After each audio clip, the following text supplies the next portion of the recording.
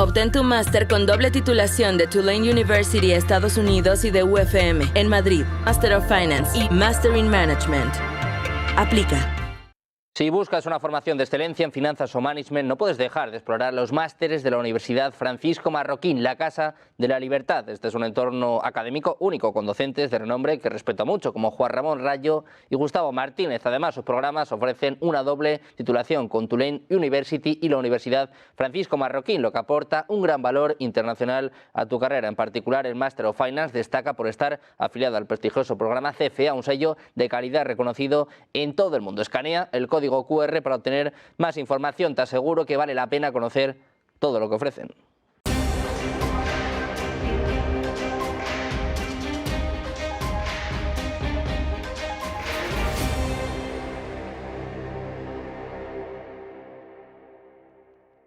Vamos a hablar de economía y vamos a hablar de economía con tranquilidad y sobre los retos que tiene España, que son gigantescos, pero también lo que está ocurriendo a nivel internacional. Y para charlar de todo ello, pues estoy aquí con José María Figaredo, que es el responsable de economía de Vox. ¿Cómo estás, José María? Muy bien, Daniel, ¿qué tal? Un gusto que hayas venido aquí. Un gusto el mío. Ya sabes, te unes a los que vienen aquí repiten, así que cuando quieras ya sabes dónde tienes tu casa.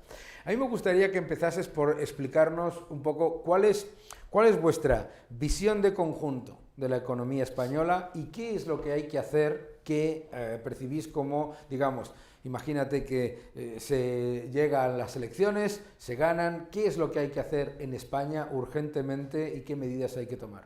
Bueno, la economía española es una economía con una potencia tremenda y básicamente lo que se encuentra a día de hoy es amordazada por un socialismo que lleva décadas gobernando España, socialismo azul y socialismo rojo, porque el dirigismo que han aplicado sobre la economía ambos partidos es a todos los efectos idéntico.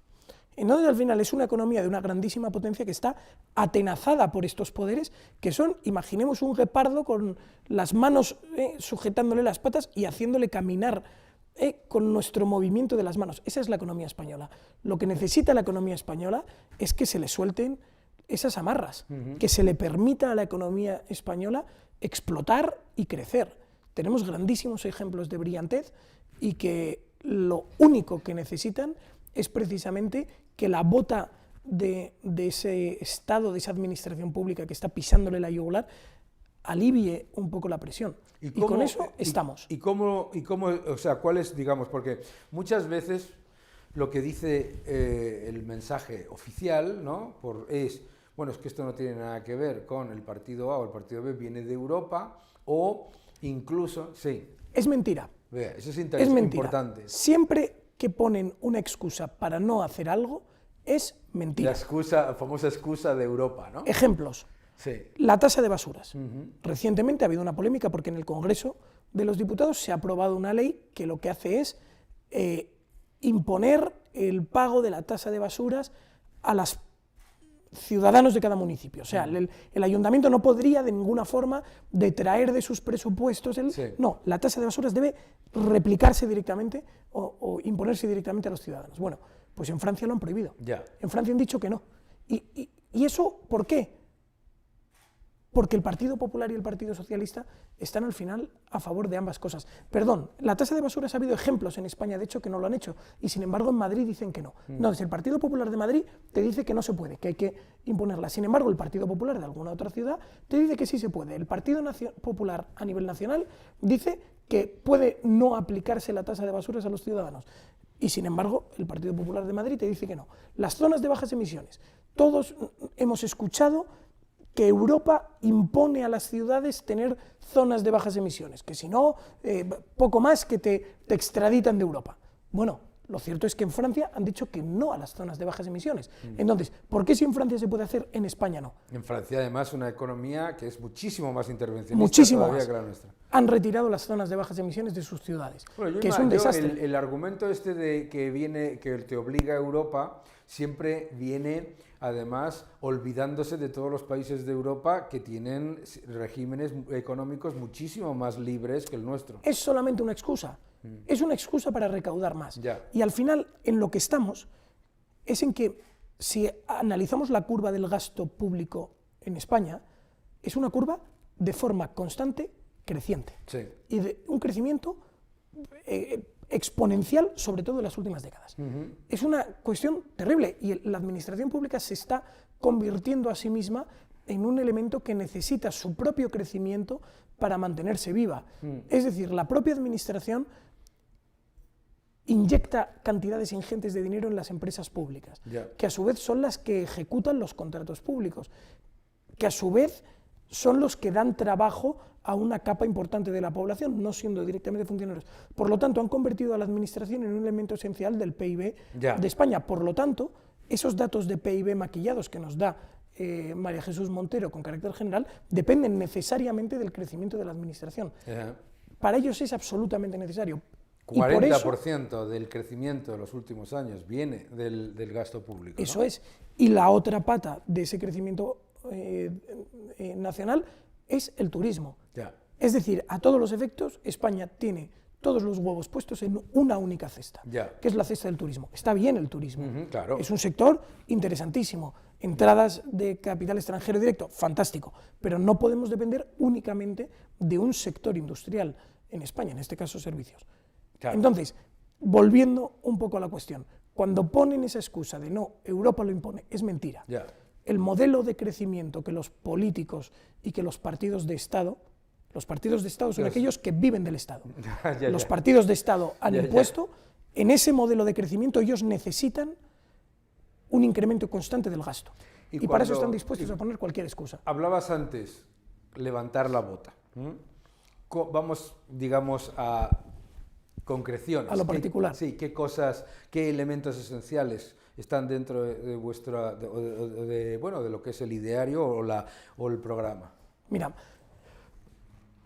de lo general a lo particular, Vox lo que propone al final son una serie de medidas que liberen la administración, la economía española de la presión fiscal directa, que hagan más eficiente la administración pública, porque piensen todos ustedes, los que nos escuchen, que cada euro que se recauda pierde una parte en pagar a la propia administración, al propio sistema.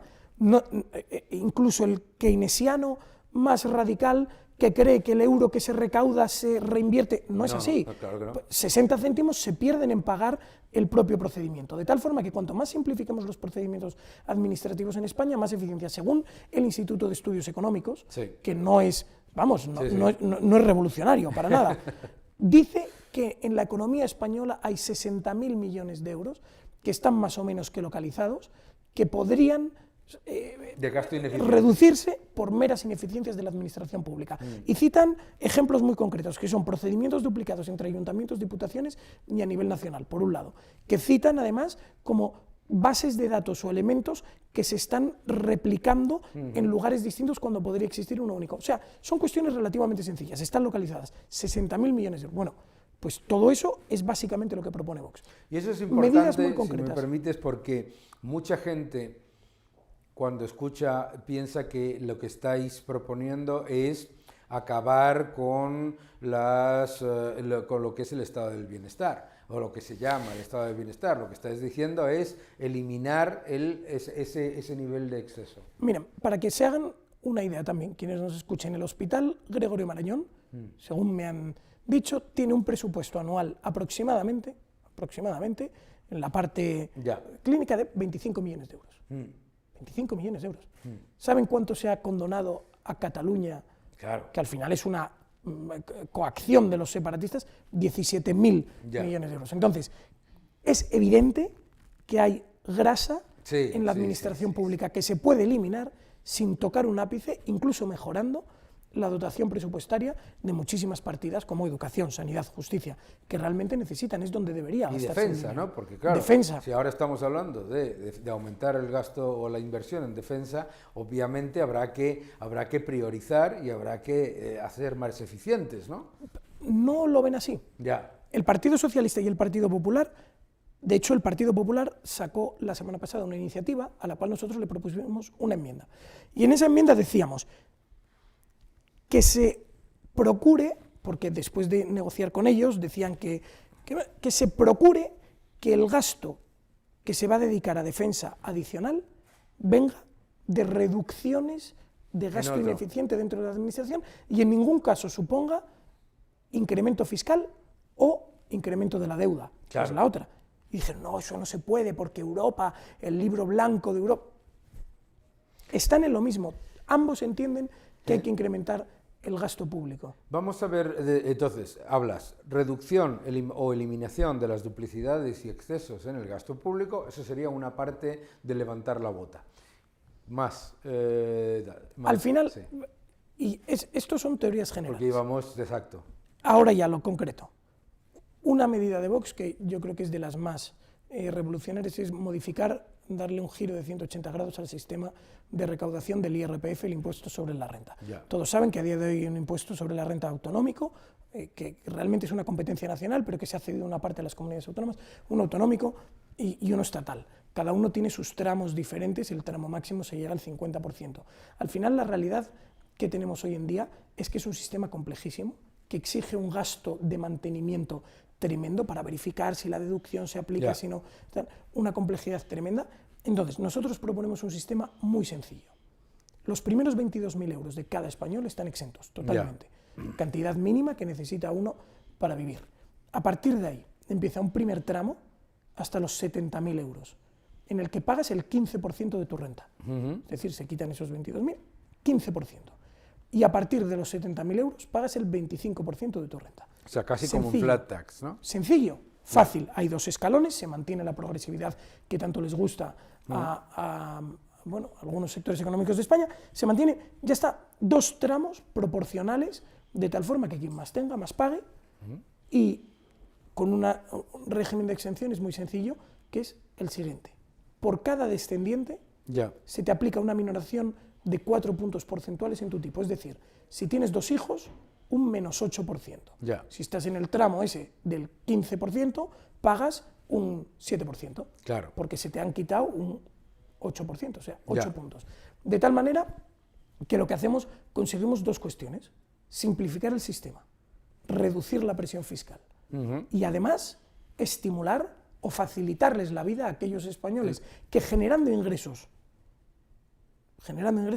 tienen además hijos. Esto no es un cheque que se te regala, es decir, si tú decides quedarte en tu casa cruzado de brazos, no recibes un cheque porque sí, no. Aquellos que trabajen reciben una minoración. Y desde el punto de vista inmediato, que lo primero que piensa este arco parlamentario que solamente piensa en recaudar, ¿qué impacto recaudatorio tendría eso? Bueno, esto hemos hecho un cálculo y el impacto está entre los 40 y los 60.000 millones de euros. Es un impacto grave para la administración, pero como decimos, tenemos ese estudio del Instituto de Estudios Económicos que nos dice que hay 60.000 millones de euros de gasto. Vale. Pero es que además, y esto es una cosa que los españoles tienen que entender, el Estado cada año se gasta en subvenciones directas por encima de 100.000 euros, 32.000 millones de euros. Subvenciones que van a los organismos más imaginativos. La Asociación de Mujeres Caficultoras del Cauca recibe una subvención de España. La Alcaldía de El Salvador de Intibucá, en Honduras, recibe una subvención de España. Así ad infinitum. Y estas son solo las que están por encima de 100.000 euros. Esto hay que eliminarlo. Eliminarlo. Entonces básicamente lo que dices es, para reducir la presión y el esfuerzo fiscal de los ciudadanos en el IRPF, llevar a cabo una reducción drástica del gasto público ineficiente y de las subvenciones innecesarias, bien. Eso levanta la bota por el lado del gasto y levanta la bota por el lado de los ingresos. Pero uno de los grandes problemas de España, aparte de todos esos, es la gigantesca cantidad de trabas administrativas y de burocracia que es independiente del esfuerzo fiscal, ¿no? Tenemos una propuesta que es también, yo creo que muy interesante, que es crear para la administración pública una única base de datos. Es lo que se llama un data lake, que sería un servidor cerrado, lo cual le dota de gran seguridad, en el cual cada punto de la administración pública, sean ayuntamientos, oficinas públicas de cualquier tipo, están obligadas a verter los datos en ese servidor. Imaginémonos, para que nos entiendan, una única cuenta de la nube que tengan ustedes. de tal forma que el ayuntamiento de no sé cuántitos tenga su cuenta en esa nube y todos los datos que recaba el ayuntamiento van a esa nube ordenados por tu DNI. Sepan todos los españoles que los niños ahora que nacen en España tienen ya en su hoja del registro, tienen su DNI, o sea, sí, todos tenemos un código. Entonces, con esa información queden los datos almacenados, de tal manera que cuando tú acudes a cualquier administración, tú no tengas que aportar absolutamente ningún documento que ya obre en manos de la administración pública. Y esto, para que nos entendamos, no es más que aplicar el método que ya aplica Hacienda, claro, pero en beneficio de los españoles, no para perjudicar. Quien nos escuche, de repente te llega a la cuenta un embargo de Hacienda. Y tú no has recibido ninguna notificación, no, es que te notificaron 3 veces en un domicilio que tú no tenías y no sé qué, y rápidamente han encontrado tu cuenta y te sacan el dinero de tu cuenta. Nosotros lo que queremos es que esos mecanismos se apliquen en beneficio de los españoles, es decir, cuando tú vas a pedir una licencia, de repente dicen, oiga, apórteme el certificado del alta como autónomo. Oiga, pero si quien me ha dado de alta como autónomo es usted, ¿cómo puede estar pidiéndome?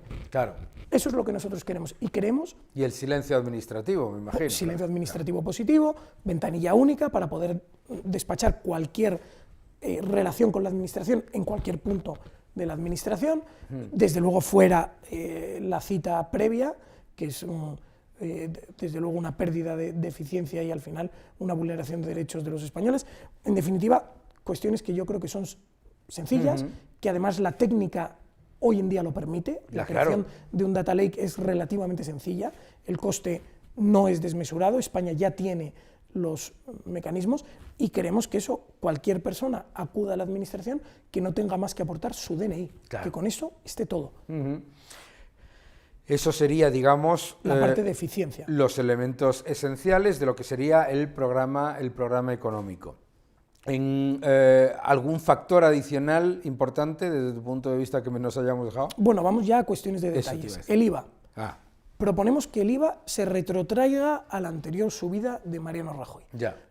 Con Mariano Rajoy el IVA estaba al 18 y él lo sube al 21, diciendo que era una subida provisional.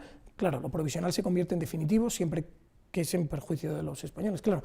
Bueno, nosotros proponemos que vuelva a la anterior situación. Además, una propuesta para los autónomos. En España nos encontramos con que hay una proporción altísima, en España hay 3 millones y algo de autónomos, y nosotros lo que proponemos es que todos aquellos autónomos que facturen menos del salario mínimo interprofesional puedan optar por no pagar la cotización a la Seguridad Social, se puedan beneficiar de una bonificación del 100%. ¿Por qué? Nos encontramos con que hay muchas personas que tienen su trabajo como autónomos como un trabajo adicional, por lo tanto ya están cotizando a la Seguridad Social. Eso por un lado. Por otro lado, nos encontramos con autónomos que realmente están iniciando su actividad y no facturan lo suficiente como para poder vivir. No tiene ningún sentido que a esos se les detraigan esos 300 euros cada mes, independientemente de que hayan facturado o no. Y así, con esto lo que nosotros pretendemos conseguir es que aquellos autónomos que están en el bloque de echar a andar, ¿no?, en el bloque con más dificultades, que a día de hoy tienen para alcanzar el segundo peldaño una distancia muy larga, imaginémonos el símil, si tú estás en una escalera en el primer peldaño y el segundo peldaño está muy alto, te va a costar mucho ascender. Lo que nosotros pretendemos es bajar ese peldaño, que la gente pueda crecer más, para que todos aquellos autónomos que quieran crecer, que quieran continuar, puedan hacerlo. De hecho, la política del gobierno es todo lo contrario. Y en enero de este año vimos que hubo una de las mayores pérdidas de autónomos de la historia. Solo en enero de este año, no sé si fueron 80.000 autónomos que se habían dado de baja en el régimen. En definitiva, vemos que es un infierno para los autónomos en España. A mí una de las cosas que más me preocupa de España es el pequeñísimo tamaño empresarial. España es un país que tiene unas empresas estupendas. Cuando viajas por España vas conociendo empresarios, ves gente que hace auténticas maravillas, pero parece que hay como una especie de losa que impide que esas empresas que están haciendo un trabajo admirable y que están exportando y que están innovando, pasen más allá de los 2 millones, 3 millones de facturación en el mejor de los casos, ¿no? Entonces, claro, eso nos hace mucho más vulnerables en las crisis y nos hace también pues que la economía se mantenga en esa dicotomía entre un sector público cada vez más grande y el turismo, que por supuesto tiene elementos cíclicos. ¿Qué propuestas tenéis para aumentar el tamaño empresarial? Bueno, la parte de eliminación y supresión de esas trabas administrativas es fundamental. Claro. ¿Por qué no crecen en España las empresas? En cuanto tú superas determinado nivel de facturación, se incrementan las exigencias fiscales. Ya. Entonces tú ya no declaras cada 3 meses el IVA, lo declaras cada mes, con todos los perjuicios que ello acarrea. Tú declaras lo que has facturado independientemente de que lo hayas cobrado o no. Una de las propuestas que tenemos es que los plazos para el abono de los impuestos devengados sea exactamente el mismo que tiene la administración pública para liquidar las devoluciones correspondientes. Bueno, claro, es decir, sería justo, ¿no? Claro, tú eres una empresa y el último trimestre del año obtuviste un resultado del IVA a devolver. Pues que tú no tengas que abonar ni un solo impuesto hasta que la administración pública no te haya liquidado ese IVA a devolver. En relación con esto, que es mera anécdota, pero que es también muy interesante, el principal moroso de España, en esta legislatura y las anteriores, se han lanzado varias iniciativas contra la morosidad empresarial. Ya saben ustedes, facturas, se factura hoy, pero te pago a 100 días, 100 días, 200 días, barbaridades. Bueno, el primer moroso de España es la administración pública. Claro, en retraso en pago de... Claro, hombre, que se lo digan a los constructores. Eso es. Entonces esto hay que cortarlo y evitarlo. Ninguna empresa, ningún empresario, ningún trabajador tendrá que hacer liquidaciones a la administración pública mientras ésta tenga deudas pendientes con ellos. Esa es una de las medidas. Por otro lado, eliminar todos los incrementos de exigencias, sean fiscales, sean burocráticas o sean incluso cuestiones laborales, en relación con el crecimiento del tamaño de las empresas.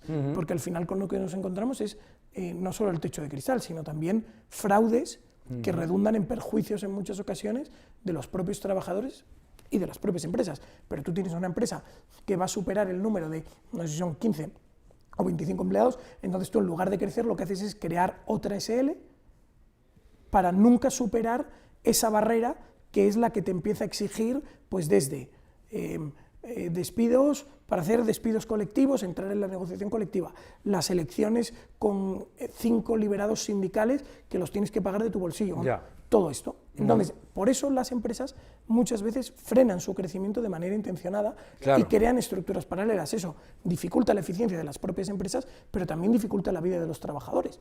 Entonces, nosotros lo que queremos es que un sistema mucho más sencillo permitiría crecer el ecosistema de empresas y beneficiaría también a los trabajadores.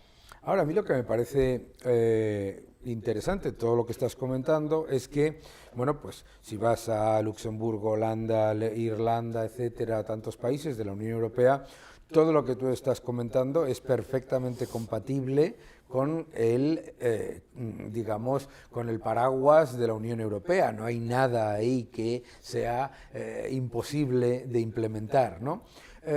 ¿Cuáles crees que son, digamos, los factores, si tú tuvieses que hacer, qué es lo que menos entiende la gente de lo que vosotros proponéis y cómo explicárselo mejor? Bueno, yo creo que hay una cuestión, lo que menos entiende la gente. Lo que menos, ¿eh? Yo creo que creo que la visión general que se introduce en la narrativa y en el imaginario público es que Vox es la motosierra y bajada de impuestos, ¿de acuerdo? Acabas de añadir una serie de otros factores. ¿Hay algo que crees que merece la pena que la gente entienda mejor de vuestra propuesta y que a lo mejor te parece que ahora mismo no está siendo suficientemente reconocido? Yo creo que lo que menos se entiende de Vox es su postura o la que más confrontación produce, sobre todo en algunos sectores de la izquierda que realmente se verían beneficiados por estas medidas, es la cuestión migratoria. Que tiene, aunque mucha gente no lo piense, tiene un impacto económico tremendo. Y una pregunta ahí, ¿tú no crees que el votante, no me refiero a los partidos, pero el votante de izquierdas sí entiende que la cuestión migratoria, la inmigración ilegal, sí es un factor negativo para su vida y para la economía y para...? Yo creo que ese votante socialista, engañado por el socialismo, tiene dificultades en ver eso, porque precisamente toda la información, la narrativa del Partido Socialista va dirigida a silenciarlo. Piensen, quienes nos escuchen, piensen que España, los españoles, estamos decreciendo. Cada vez hay menos hijos, la tasa de reposición se está reduciendo, o sea, cada vez hay menos españoles. Sin embargo, la población de España crece. Una parte importantísima de ese crecimiento viene precisamente por la inmigración. Y muchos repiten constantemente, no, vienen a pagar las pensiones. Bueno, lo cierto es que España, una grandísima parte de esa inmigración que está viniendo, viene totalmente subsidiada. Generando, la inmigración ilegal. Por supuesto. Claro, claro. Pero, y no solo la ilegal, piensen ustedes que una persona que viene sin haber cotizado al sistema público durante toda su vida, accede directamente a disfrutar los servicios sociales que hemos pagado los españoles durante décadas. Piensen que la universidad pública en España es fruto del esfuerzo de muchísimos españoles. Cada plaza, cada estudiante que está en la universidad está recibiendo un regalo de todos los españoles que están pagando esa matrícula en realidad. Por eso la universidad pública es tan barata y tan asequible, porque está pagada por todos los españoles. Disfrutar de todos esos servicios públicos, eso al final está pagado por todos los españoles. Y de nuevo, quienes vienen y disfrutan de servicios públicos están recibiendo dinero de los españoles. Además de los que reciben dinero directamente. Piensen ustedes que cada chico de estos que llegan en pateras, chico o no tan chico, que llegan en una patera a Fuerteventura, recibe una asignación económica diaria.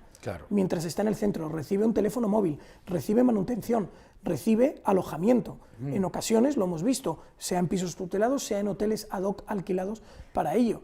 Eso sale todo directamente del bolsillo de los españoles. Y esto lo que genera es una cultura, primero, un elemento económico alrededor de eso.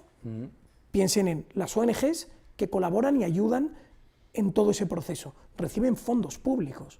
La ONG de Ábalos era, por ejemplo, una de las que se dedicaba a este tipo de inmigrantes cosas. ilegales. Bueno, o de actuar con ellos y traerlos, o de prestar ayuda en centros sociales. Piensen también en todas aquellas actividades económicas que tradicionalmente irían dirigidas al sector privado normal, pero que en lugar de eso se están progresivamente enfocando hacia este sector público, pues sea la manutención, sea el mantenimiento, de tal forma que estás detrayendo riqueza de una economía, estás generando una economía paralela que vive exclusivamente del sector público, que necesita que esta situación vaya creciendo para crecer y que además genera una capa de población que son estas personas que están internadas en estos centros, que son de imposible integración cultural, porque se han acostumbrado a vivir en esa situación. Yo creo que está cambiando significativamente la percepción de los ciudadanos españoles con respecto a la inmigración ilegal a medida que se convierte en un porcentaje mucho mayor de la población y por lo tanto el impacto económico sí lo percibe el ciudadano, ¿no? Pero lo percibe y lo va a percibir aún más. Y un ejemplo muy gráfico. Quien nos escuche, que googlee rápidamente Viviendas Protección Oficial, Moreno Bonilla, María Jesús Montero. Que busque las imágenes. Se han inaugurado en Andalucía hace poco unas viviendas de protección oficial.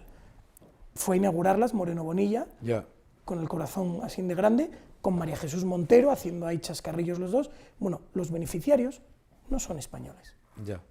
Entonces, el españolito de a pie, el trabajador español, se encuentra al final emparedado entre dos bloques. Uno, de aquellas personas que tienen un nivel de riqueza tal que pueden permitirse vivir sin necesidad del Estado, que si les aprietan mucho fiscalmente se irán, que pueden pagarse unos seguros privados de forma constante, que no tienen problemas de acceso a la vivienda, por un lado, y por otro lado, una serie de personas, en gran parte procedente de esa inmigración ilegal, que viven de los recursos del Estado, de tal forma que esos españoles que los convierten en clientes rehenes, ¿no?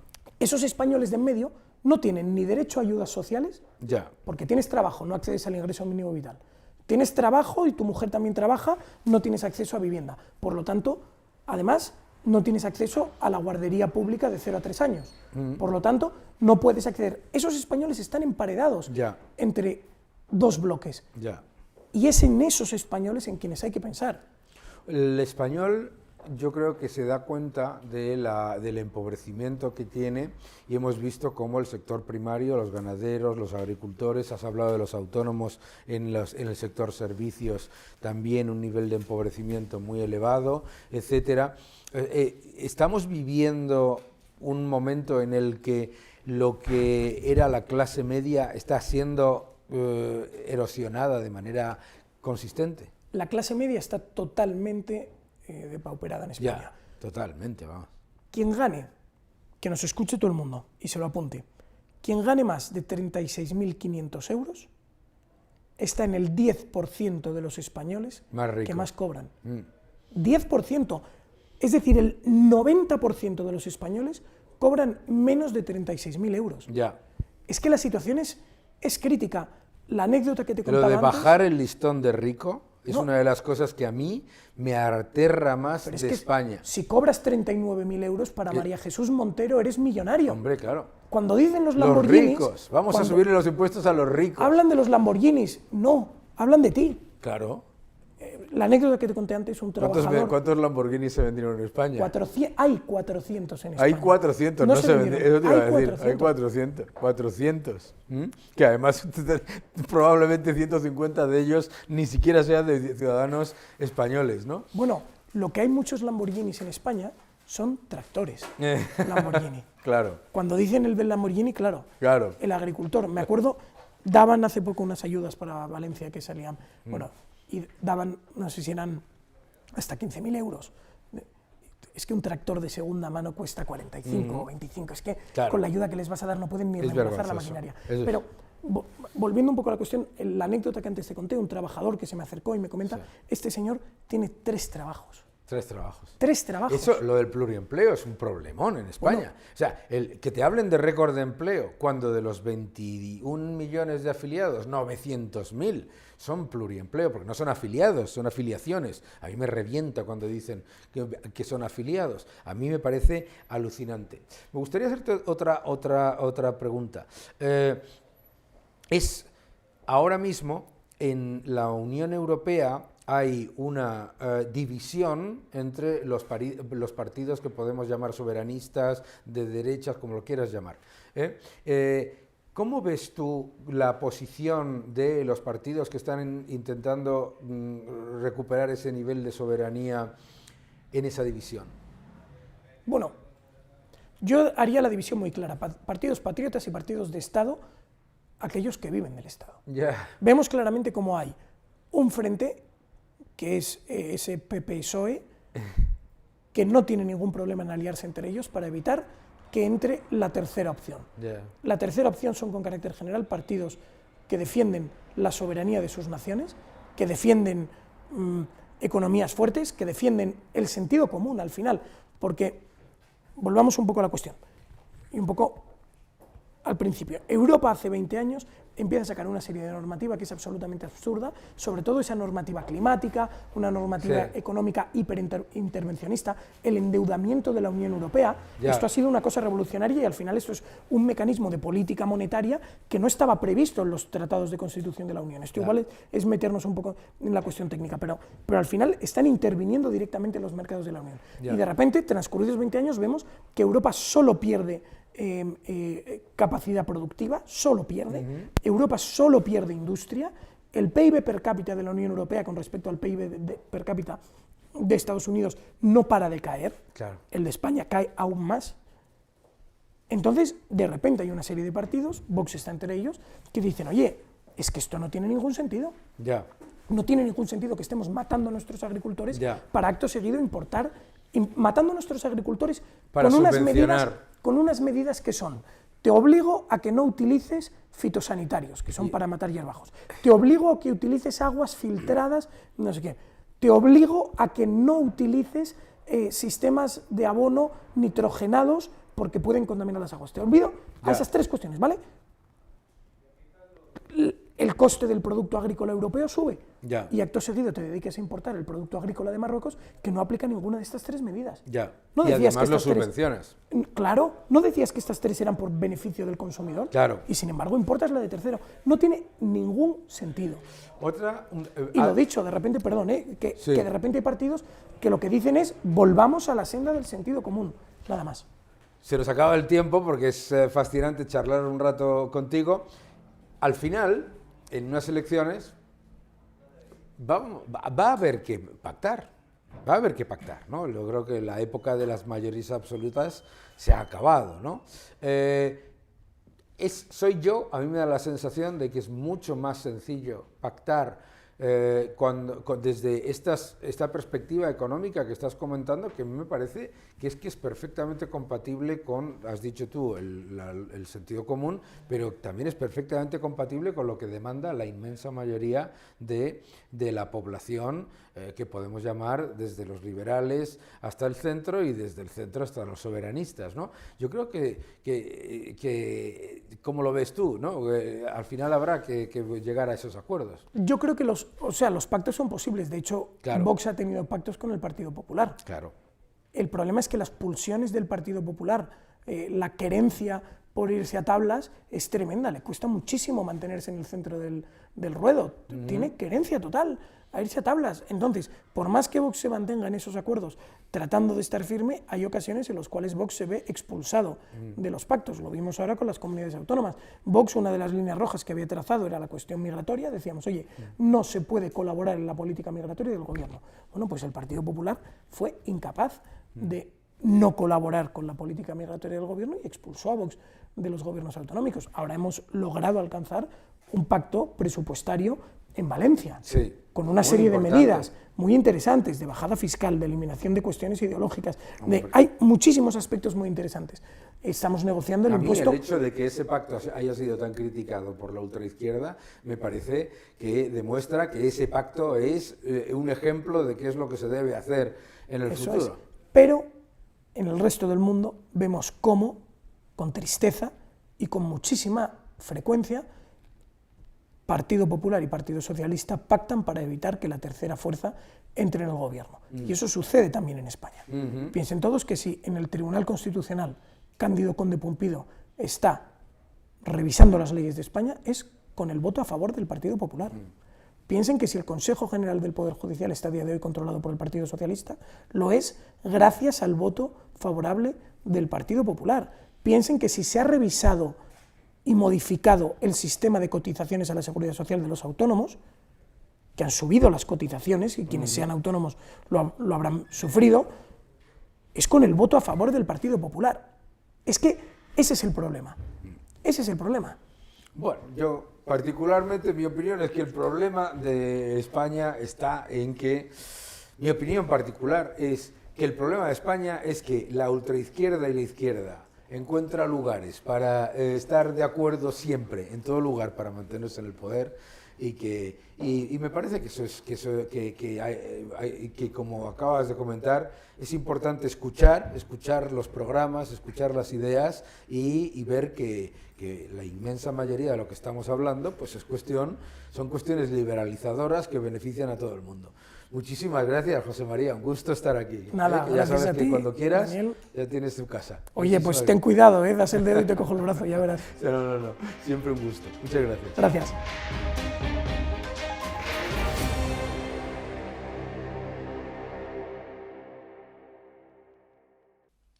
Muy buenas, Daniel. Hoy para Mónica Márquez quiero hablar de un tema que está en boga de todo el mundo. El tema de la defensa, el rearme, la guerra, pero desde el punto de vista económico, que ya sabes que es lo que a mí me gusta aclarar a todo el mundo. Bien, vamos a empezar por el primer tema que creo que es fundamental entender, por qué estamos aquí. Vamos a ver, en el año 2023, último dato oficial publicado por Eurostat con respecto a todos los países miembros de la Unión Europea, tenemos el siguiente dato. La Unión Europea ha dedicado 227.000 millones de euros a la defensa, en todos sus conceptos, salarios, armamento, es decir, ayuda militar al exterior, absolutamente en todo, que esto significa un 1,22% del total del PIB de la Unión Europea. Bien, España es uno de los peores países. Le ha dedicado solo el 0,93%, y encima no es que le haya dedicado solo el 0,93%, sino que ha decrecido un 8,9% con respecto al año 2022. Sí, me has oído bien, un 8,9%, y somos el país 27 de 27 países en la Unión Europea que menos ha crecido. Es decir, España es el segundo país que más decrece, porque solo hay dos países que decrecen, Grecia y España. Bien, este es el panorama del 2023. ¿Qué sabemos de España del 2024? Sabemos los 11 primeros meses del gasto que ha tenido el Ministerio de Defensa, que es de donde se computan todos los datos para ver qué nos hemos gastado en defensa. Bueno, pues al mes de noviembre, España lleva 10.500 millones de euros gastado, un 24% menos que en todo el 2023. Dentro de poco ya sabemos lo que hemos gastado en el 2024, pero a cierre de noviembre y a falta de un mes, nos hemos gastado un 24% menos que en el 2023. Bien, ¿esto qué representa sobre el PIB? Un 0,63%. Sí, un 0,63%. ¿Qué nos exige la Unión Europea? Que lleguemos al 2,5% en el año 2025. Para llegar en el 2025 al 2,5% con el PIB estimado que hay en estos momentos, se tienen que dedicar 41.900 millones de euros. Es decir, nos faltan en estos momentos más de 31.000 millones de euros de lo que se ha gastado a 30 de noviembre del 2024.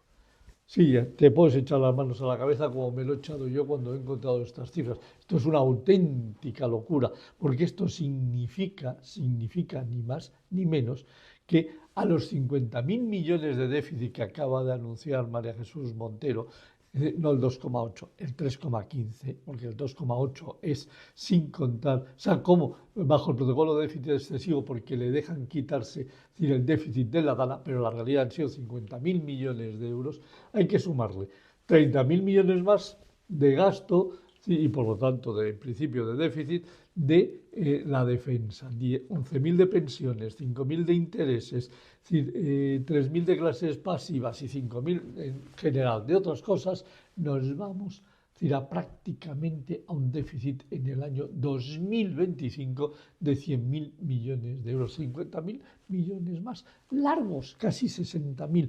¿De dónde vamos a sacar este dinero? ¿De dónde vamos a sacar el dinero para el rearme, para la defensa que nos exige Europa? ¿De dónde vamos a sacar el dinero para pagar las pensiones? ¿De dónde vamos a sacar el dinero para subir los salarios públicos a los empleados públicos? ¿De dónde vamos a sacar el dinero para pagar la deuda, los intereses de la deuda? Yo creo que eso casi mejor se lo cuentas tú a nuestros espectadores, a tus espectadores de Money and Markets. Yo aquí te acabo de dejar la pelota en el terreno de juego, pero eso sí, necesitamos 42.000 millones de gasto y a 30 de noviembre del año pasado llevábamos solo 10.500. Nos vemos en el próximo vídeo, Daniel.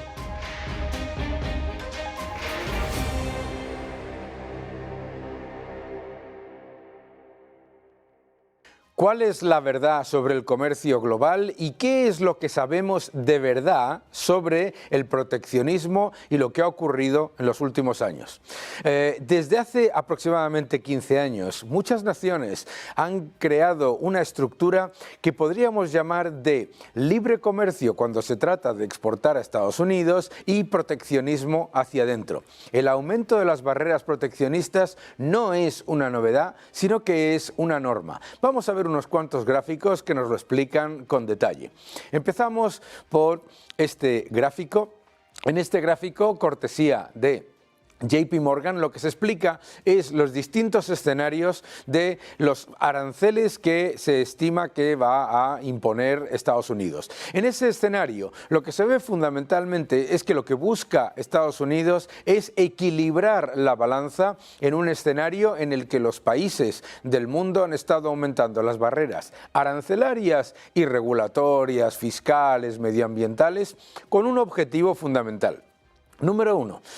intentar proteger y limitar la entrada de importaciones de Estados Unidos, intentar a la vez, y esta es una clave, subvencionar a otros países con los que tenían una relación política o comercial más relevante. Esto es importante. Por lo tanto, primero que vamos a ver es distintos escenarios de aranceles por parte de Estados Unidos. Equilibrar la balanza es el objetivo. ¿Se conseguirá? Vamos al siguiente gráfico.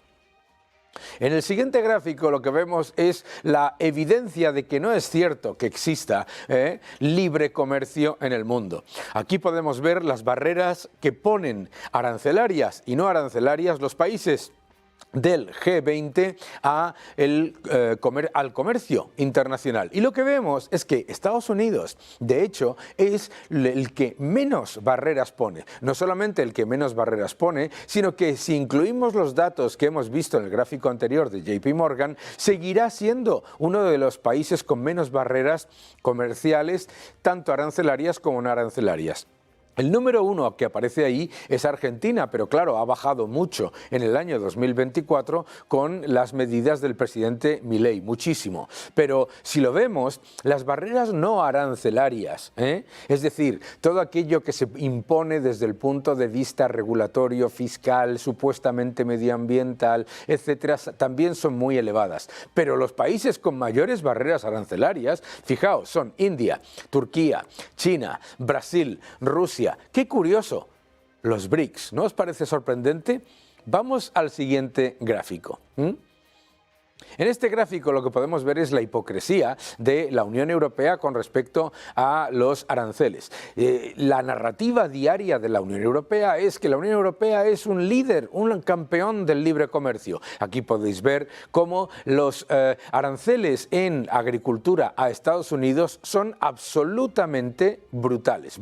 En verde veis los aranceles de la Unión Europea contra Estados Unidos y en azul los aranceles de lo que es Estados Unidos con respecto a la Unión Europea, tanto en agricultura como en ganadería. Lo vemos ahí, pollo, carne, estamos hablando de todo lo que tiene que ver con cereales, leche, queso. Es una cosa increíble, pero no es solamente la agricultura.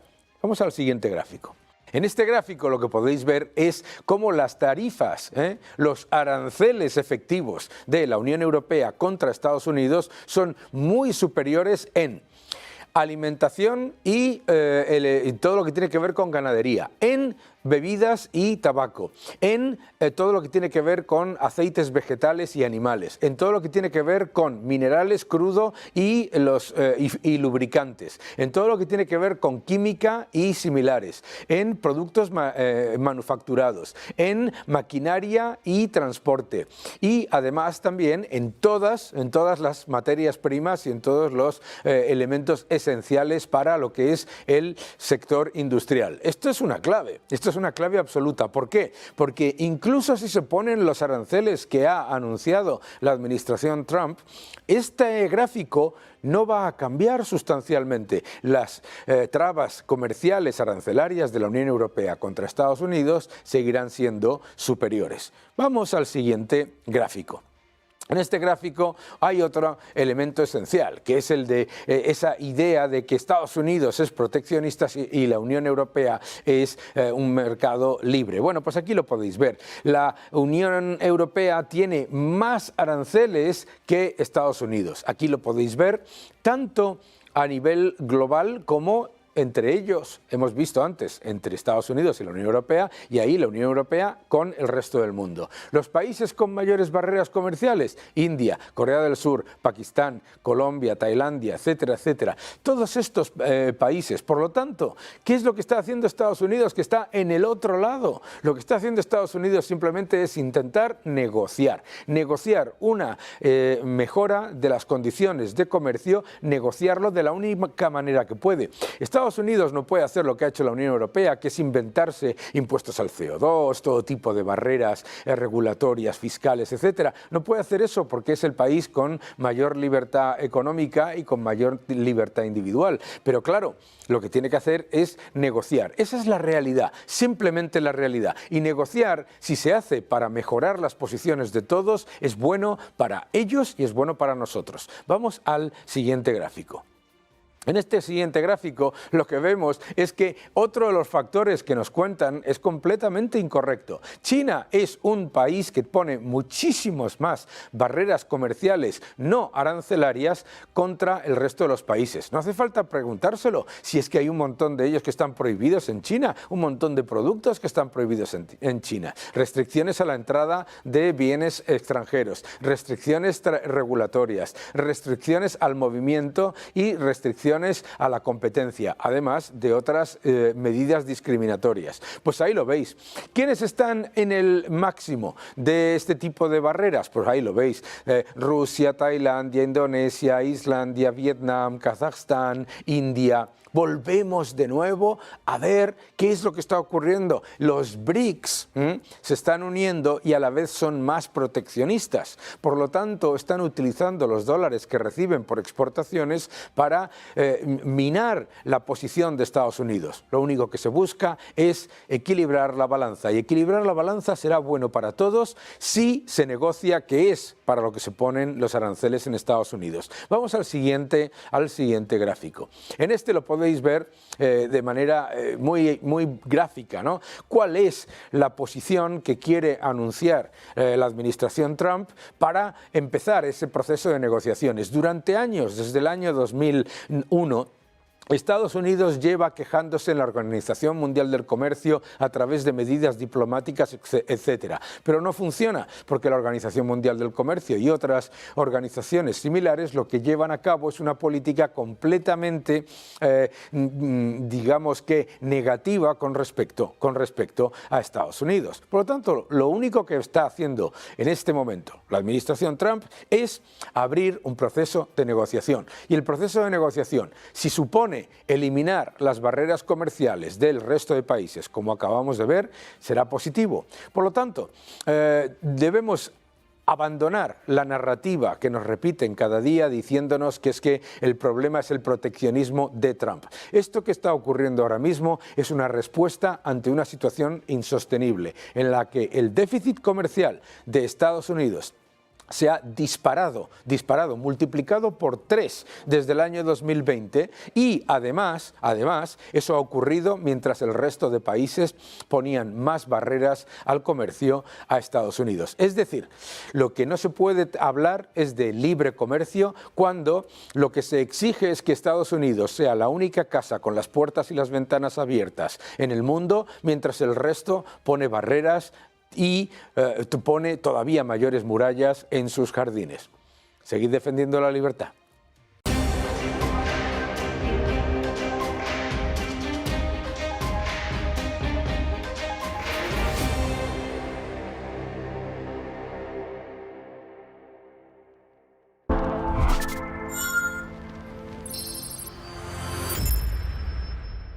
Obtén tu máster con doble titulación de Tulane University, Estados Unidos y de UFM en Madrid, Master of Finance y Master in Management.